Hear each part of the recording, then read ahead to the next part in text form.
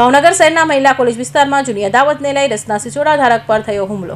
ભાવનગર શહેરના મહિલા કોલેજ વિસ્તારમાં જૂની અદાવમાં નવરંગ સિસોડા પર કાર લઈને આવેલા વ્યક્તિઓ દ્વારા રસના સિસોડા ધારક પર કરવામાં આવ્યો હુમલો। દર્શન નામના વ્યક્તિને અગાઉ જૂની અદાવતને લઈ સમાધાન માટે મનાવતા દર્શન દ્વારા નહીં માનતા જેના દ્વારા નવરંગ સિસોડા ધારક દર્શન ઉપર હુમલો કરતા આક્ષેપ કરાયા કે જૂની અદાવતને લઈ સમાધાન માટે ના પડતા હુમલો કરાયો હતો। નવરંગ સિસોડામાં તમામ વસ્તુઓ તોડફોડ કરી અને પૈસા પણ લૂંટી ગયા હોવાની સિસોડા ધારક દ્વારા આક્ષેપો કરાયા છે, જે સમગ્ર બાબતને પોલીસને જાણ કરાતા પોલીસે ઘટના સ્થળે પહોંચી આગળની કાર્યવાહી હાથ ધરી। મહિલા કોલેજ એરિયો છે, ત્યાં મારો શેરડીના રસનો સિસોડો છે, નવરંગ રસ ડેપો।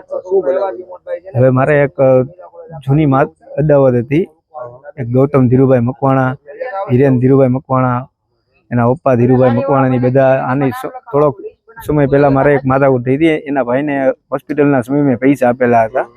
એ પૈસા મેં જ્યારે મેં એની પાસેથી માંગવા માટે ઓલું કર્યું ત્યારે મને એમ કીધું કે તું આનંદનગર આવ। એ થોડોક જે સમયે માથાકૂટ થઈ હતી આની પહેલા ત્યારે મને આનંદનગર બોલાવીને ત્યાં મને બહુ માર્યો હતો। ત્યારે એ ગાડી બાડી તોડી નાખી હતી મારી, ત્યારે એ ટોટલ લોસ કરી નાખી હતી ગાડી ત્યારે। પછી એ મેં ફરિયાદ કરેલી છે એમાં। એ ઘણા સમયથી પ્રેશર તો એવી રીતે કરે જ છે, બીજા થકી કેવડાવીને કે સમાધાન કરી નાખ એમ।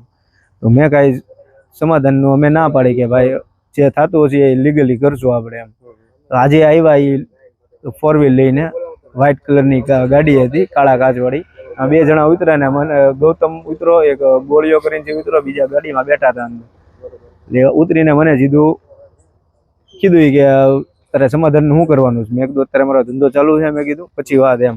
તો એ સીધો મને સાઈડ મારી બાજુ આવીને મને એક જણા પાસેથી પકડ્યો ને મને માર્યું, ટૂંકમાં 2-3 લાફા માર્યા ને એવી રીતે ને બધું તોડફોડ કરતા હતા। એટલે અમે ગાડી બોલાવી, એટલે એ લોકો પછી ભાઈ ગયા। એ લોકો ગાડી આવી પછી ગાડીમાં બેઠાડીને મને લઈ ગયા। અમે હજી અરજી કરતા હતા, પછી પાછા એ લોકો આવીને 5-6 જણા આવીને હાવ તોડી નાખ્યું, બધું તોડી નાખ્યું। તો હજી અંદાજ ન લગાડે, કેમ કે ગ્લાસ કાંઈ રહ્યું નથી। એમાં આખા દિવસનો વેપાર હતો ગલ્લામાં, એ લઈ ગયા છે, એને લૂંટી ગયા છે એ લોકો। ગલ્લામાંથી બધા રૂપિયા વયા ગયા છે, કાંઈ વધ્યું જ નથી, બધું તોડી નાખ્યું છે રસના। ના, અમે કરવાની છે અમારે।